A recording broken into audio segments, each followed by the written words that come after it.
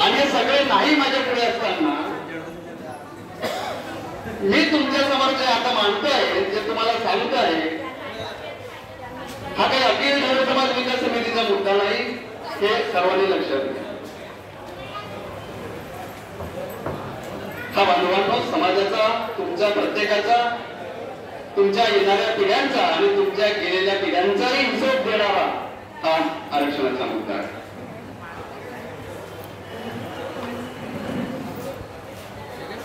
याला काहीतरी पत्रव्यवहारासाठी आम्हाला काहीतरी नाव लागतोय म्हणून ही अखिल दिवस समाज विकास समिती आहे. तर ही काय आहे? अखिल दिवस समाज विकास समितीच का, असाही प्रश्न तुमच्याकडे. तर मी तेही तुम्हाला सांगतोय की का अखिल दिवस समाज विकास समिती का, याच्याही मी तुम्हाला या ठिकाणी जी माहिती आहे ते तुम्हाला देण्याचा प्रयत्न करेन.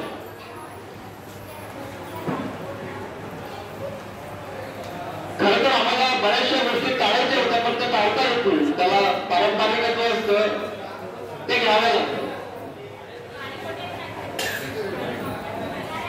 आणि म्हणून आपल्याला जे महत्वाचं आहे ते आपण सोडतो आणि नको त्यामागे जाऊन मिळत असतो. आणि ही परिस्थिती काही आता 2024ची नाहीये. याला शेकडो वर्षाचा, याला हजारो वर्षाचा इतिहास आहे, हे आपण समजून घेतलं पाहिजे.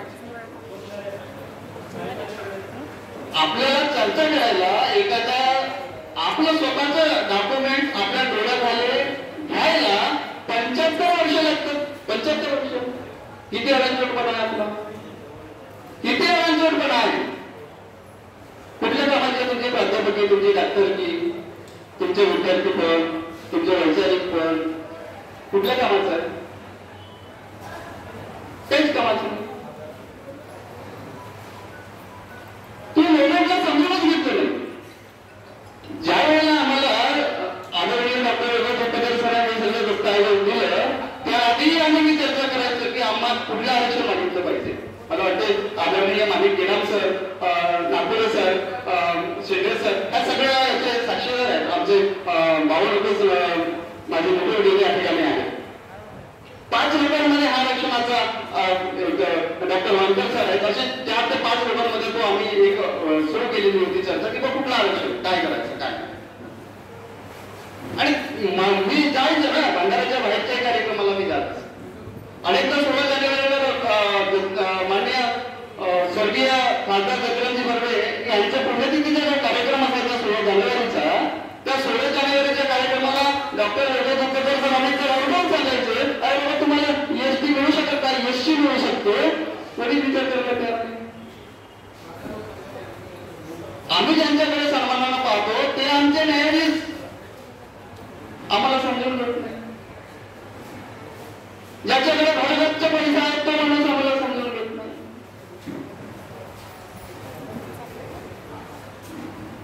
ज्याच्याकडे अमोक संघटना आहे तो आम्हाला समजून घेत नाही. आम्ही ज्यावेळी आरक्षणाच्या मुद्द्यावरती आलो त्यावेळेस आम्हाला आदरणीय डॉक्टर विजय जे नावं सांगितले त्यामध्ये डॉक्टर कुंजरू असतील, रशेल असतील, हिरालाल असतील, कृष्णाजी चाचरकर असतील, जतिरामजी बर्वे असतील, आणि म्हणजे आरक्षणाच्या चळवळीमध्ये काम करणारी लोक आणि यांचा वाटा, यांनी केलेली पत्रव्यवहार, यांनी केलेला पाठपुरावा अशा पद्धतीचा लक्षात. पण भारतरत्न डॉक्टर बाबासाहेब आंबेडकर आम्हाला दिसत नव्हते की आमचं जे रिझर्वेशन आहे, या समाजाचं रिझर्वेशन आहे, ते आम्ही म्हणतोय की आम्ही एससीतनं बाहेर पडलो, आम्ही एससीतनं बाहेर पडलो. बाबासाहेब आमच्या रिझर्वेशन मध्ये कुठेच सापडत नाही, हा प्रश्न माझ्याकडे आला. आणि मग आम्ही म्हणतो की दलितांचे नेते बाबासाहेब आहेत, तर मग आम्ही त्या काळातले दलित आहोत, तर मग बाबासाहेब आमचे नेते का होऊ शकत नाही? मग दलितांचे नेते असण्याचा बहुमान जो आहे तो बाबासाहेबांना जातो, मग आमचेही पहिले नेते असण्याचा बहुमान बाबासाहेबांना जातो ना. किती गोष्टी करायच्या आपण, किती अज्ञान ठेवायचा आपण अनेकांना. ही मला वाटतं या ठिकाणी जे सगळे मंडळी आपण उपस्थित आहात कोणालाही पत्रिका देऊन बोलावलेलं नाहीये. झालेला नाहीये. केवळ व्हॉट्सअप आणि फोटोवर जी चर्चा केली, जी निरोप दिली, त्यामध्ये जर ही लोक येऊ शकतात, तर उद्या आपल्याला महायुतीला आंदोलन यशस्वी करायला काय हरकत आहे? काहीच हरकत नाही. हा विचारांचं महाआंदोलन आहे, हा अस्मितेचं महाआंदोलन आहे, हा अस्तित्वाचं महाआंदोलन आहे, हे आपण समजून घेतलं पाहिजे. आपण काही 2022-23 मध्ये रिझर्वेशन मागतो असं म्हणतच नाही. मी ते ऍक्सेप्ट करणार नाही की पहिली जर रिझर्वेशन मागणारी जी समिती असेल, एखादी संघटना किंवा कुठलीही संस्था असेल, ती अखिल देव समाज विकास समिती ठरवत असेल, तर मी बोलून काढतोय. नको असेल आम्हाला काही गरज. पण आपण हे का करतात, त्याने का सुरुवात केली, कशी सुरुवात केली, हे किमान आमच्या ज्येष्ठांनी, आमच्यातल्या श्रेष्ठांनी सुद्धा याचा विचार केला पाहिजे.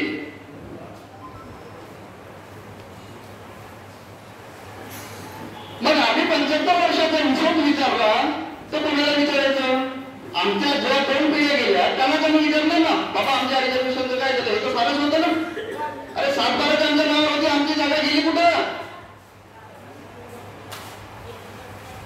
कुणाला विचारणार? आमच्या बाबाला ना आजाला विचारलं ना, का शेवटच्या माणसाला विचारायला जायचं का? हे समजून घ्यावं लागेल, स्वीकारावं लागेल. मला वाटतं डॉक्टर शिंदे सर या ठिकाणी बसतात. मी अनेकदा म्हटलंय त्यांना की सर तुम्ही हे सगळं मोमेंट मध्ये होतात, तुमच्या पुढे त्याला देऊन मिळत नाही. कशाच्या वेळी पुढे नेल्या तुम्ही, कशाच सगळी कामं केलं, हे प्रश्न आहेत ना. आज मी विचारतो, उद्या आल्याबरोबर तुम्हाला विचारते. हा प्रश्न प्रत्येकाच्या पुढे. बांधवांनो, हा समितीचा काम नाहीये. तुम्हाला समाज म्हणून एकत्र यावं लागेल. जे घटक तुम्ही आहात ते घटक तुम्हाला स्वतःला पुढे धरावं लागेल आणि तुम्हाला स्वतःला रस्त्यावर उतरावं लागेल. तुम्हाला हात धरून मदत केलं आणि हे पुन्हा येणार नाही, कुठे येणार नाही. आणि याच्यात 75 वर्ष गेले. आपण जे म्हणताय की 2025 ला या घटनेला 75 वर्ष पूर्ण होत आहेत, हा काळ काही अमृत महोत्सव साजरा करण्याचा काळ नाहीये, हा वेदनेचा अमृत काळ आहे, आमच्या वंचितपणाचा अमृत काळ आहे, आमच्या दुखण्याचा, आमच्या ज्या 2 पिढ्या बरबाद झाल्या त्यांचा अमृत काळ. 75 वर्ष घालवलं आहे आम्ही. केव्हा विचार करणार होतो? आणि म्हणून ही प्रत्येकाची जबाबदारी आहे की आरक्षणाचा जो विषय आहे हा नीटपणे समजून घेणं, तो समाजामध्ये नेणं. तुम्ही 5 लोकांपर्यंत नेला, उद्या ते 25 लोकांपर्यंत नेतील, उद्या ते 500 लोकांपर्यंत नेतील, होतो 5 लाख लोकांपर्यंत नेतील. तुम्ही म्हणताय भंडाऱ्याची संख्या निवड समाजाची 2 लाख असेल, कशी असेल 2 लाख? जेव्हा 1931च्या सेन्सस 2,83,000 संख्या सांगतोय, मग आता 2024 मध्ये निवड समाजाची भंडारा निवडण्याची संख्या किती असेल? कमी झाली असेल की वाढली असेल? निश्चितच वाढली असेल. हे साधे अंदाज, हे साधे अंदाज आपण लावले पाहिजे. आपली सगळी गणित बिघडतात ना. आपला सामाजिक गणित बिघडतोय, आपला शैक्षणिक गणित बिघडतोय, आपलं राजकीय गणित बिघडतोय. कधी शोधणार होतं कोणाची कारण? मग ह्या अशा नकारात्मकतेच्या परंपरेमध्ये आपण आपल्या समाजाचा इतिहास घडवू शकत नाही. सत्य आहे, स्वीकारावं लागेल. हे जोपर्यंत आपण स्वीकारणार नाही तोपर्यंत आपला महाआंदोलन यशस्वी होऊ शकत नाही. आणि मग 2 लाख जर या जिल्ह्यामध्ये, या दोन्ही जिल्ह्यांमध्ये जर या समाजाची संख्या 2 लाख असेल तर 1 लाख लोक रस्त्यावर उतरवा तुम्ही. 1 लाखाला घरी ठेवा. कधी उतरले? 75 वर्षात. लाखोच्या संख्येने तुम्ही उतरलात तुमच्या अस्मितेसाठी, तुमच्या हक्कासाठी. दाखवा असा इतिहास होता एखादा पान. ही कमजोरी इतिहास, या समाजाच्या इतिहासाचं हा कमजोरीचा पान आहे, ते आपण समजून घेतलं पाहिजे. वेळ बरंच झाला आणि मी मोर जे आपण या 2 ते 3 वर्षामध्ये जे काही करू शकलो आणि जे काही या समितीच्या आणि या सगळ्या पुराव्यांच्या आधारावर आपण जे काही आपल्याला समाजाच्या अस्मितेचा प्रश्न आपल्याला विचारता आला इथल्या व्यवस्थेला, ते विचारण्याचं काम आपण केलं आहे. आणि म्हणूनच आज मी सुरुवात करतोय मासवा. सिक्वेन्स आहे त्यानुसार तुम्हाला जायचं आहे. हा पहिला प्रस्ताव जो आहे आपण राज्य शासनाला दिला आहे. जवळपास 4 एप्रिल 2022 ला जो 210 पानांचा प्रस्ताव आपण तयार करून अनुसूचित जाती अनुसूचित जमाती राज्य आयोग यांना आपण 4 एप्रिल 2022 ला तो प्रस्ताव जो आहे तो सादर केलेला आहे. राज्य शासनाच्या आयोगाला सादर केलं, राज्य शासनाच्या सामाजिक न्याय विभागाच्या सचिवाला सादर केलं, माननीय मुख्यमंत्री महोदयांच्या सचिवांना सादर केलं, माननीय मुख्यमंत्री महोदयांना सादर केलं. हा नाही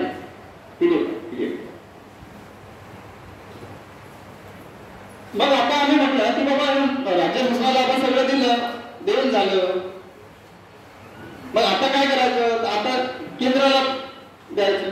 पण केंद्राचा जे राष्ट्रीय आयोग आहे, जे अनुसूचित जातीचा आयोग आहे, ज्याला घटनेच्या 338व्या आर्टिकल नुसार मान्यता असतं, ज्याला स्पेशली अनुसूचित जाती आणि जातीच्या त्या सगळ्या समूहांचा अभ्यास करण्यासाठी, त्यांचं मागासलेपण ठरवण्यासाठी आणि त्यांचं अनुसूचित जातीचं जे काही अस्तित्व आहे ते ठरवण्यासाठी, त्यावरच्या संशोधनासाठी ते आयोग आहे. आणि मग त्याही आयोगाला आपण 16 मे म्हणजे त्या दिवशी बुद्ध जयंती होती आणि 16 मेला आम्ही निघालो आणि 17ला मला वाटतं की आम्ही राष्ट्रीय अनुसूचित जाती जमातीच्या जमात नाही, जमातीचं वेगळं आहे आणि अनुसूचित जातीचं हे आयोग वेगळं आहे. तर अनुसूचित जातीच्या आयोगाला आपण 16 मेला तो प्रस्ताव सादर केलाय आणि आता जर ते 16 मे येईल त्या दिवशी या प्रक्रियेला 3 वर्ष पूर्ण होतील. आणि 3 वर्षानंतरची ही पहिली सभा जी आपण भंडारा आणि गोंदिया या दोन्ही जिल्ह्यातले लोक एकत्र येऊन हे सगळं बघतो आहोत. हा पहिला प्रस्ताव जो आहे आपण सामाजिक न्याय विभागाचं जे सचिव आहेत त्यांना आपण दिलं. त्यावरची तुम्हाला वर ओशी जी दिसते ते सामाजिक न्याय विभागाची ओशी आहे आणि खाली जे अनुसूचित जाती व जमातीचं जे महाराष्ट्र राज्याचा आयोग आहे त्यांना दिलेली ही कॉपी आहे. आणि जवळपास हा 210 पानांचा प्रस्ताव आहे. मला ते त्याच्यावरून फार आतमध्ये जाता येणार नाही, पण जितकं मला जमतंय. आणि त्यामध्ये जे सब्जेक्ट आहे मी ते तुम्हाला सांगतोय की request for recommendation for inclusion of Dhivar and Dhivar caste from Bhandara and Gondia district of Maharashtra into scheduled caste category. आपण आपली भंडारा का म्हणतोय, गोंदिया त्याच्यामध्ये काय घेतोय, तर हे अत्यंत महत्वाचे मुद्दे अनेकदा या मुद्द्यावरची चर्चा झालेली ते आपल्याला पुढे दिसतील. आणि याच्यामध्ये रेफरन्सेस जे आहे ते आपण काय जोडले आहे, म्हणजे काय पत्राला आपण आधार घेतले ते मी तुम्हाला सांगतो की जे 30 एप्रिल 1936चं जे ऑर्डर आहे गव्हर्नमेंट ऑफ इंडियाचं, ते ऑर्डर ज्यामध्ये शेड्यूल कास्टच्या लिस्टमध्ये ढिमर इन द भंडारा डिस्ट्रिक्ट जे लिहिलेलं आहे तो ऑर्डर आहे. तो ऑर्डर आपण पहिल्या त्याच्यामध्ये घेतलेला आहे. नंतर मग त्याच्यामध्ये आपण 50चा ऑर्डर घेतलेला आहे की जो 36 ते 50 हा जो ऑर्डर सोडला आणि त्याच्यानंतर 50चा ऑर्डर जेव्हा अस्तित्वात आला तर 36 ते 50च्या ऑर्डर मध्ये आम्ही दिसतोय, 50 नंतर आम्ही बाहेर पडतोय. तर तो सुद्धा आम्ही कुठं बाहेर पडतोय ते सुद्धा स्पेस आपण त्यांना त्या रेफरन्स मध्ये घेतलेली आहे.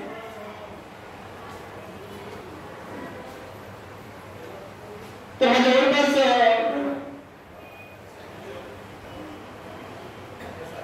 210 पानांचा प्रस्ताव जो आहे आणि हा केंद्र आणि राज्य दोन्ही यंत्रणांकडे हा दिलेला आहे आणि याला 3 वर्ष जे आहेत पूर्ण झालेली आहे.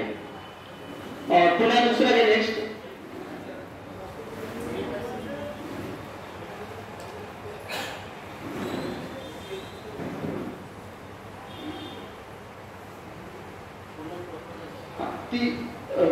तो प्रपोजल झाला. आता 2 नंबरची कॉपी ओपन करायचं तो झाला प्रपोजल.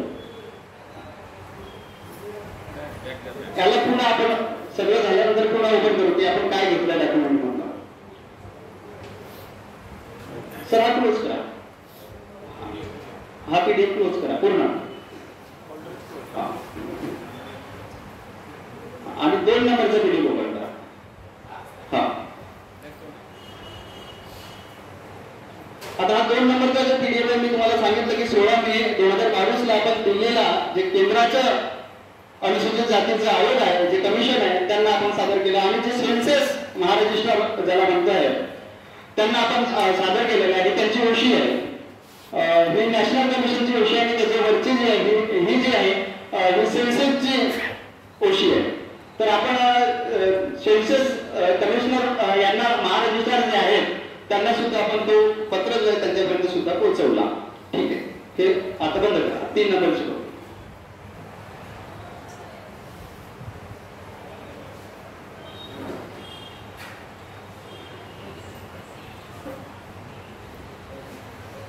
हा 3 नंबरचा जे पत्र आहे हा पत्र असं आहे की राज्य अनुसूचित जाती व जमाती आयोगाचे अध्यक्ष ते भंडारा आणि गोंदियाच्या दौऱ्यावर होते. त्यांची टीम होती, मला वाटतं 13 ऑक्टोबर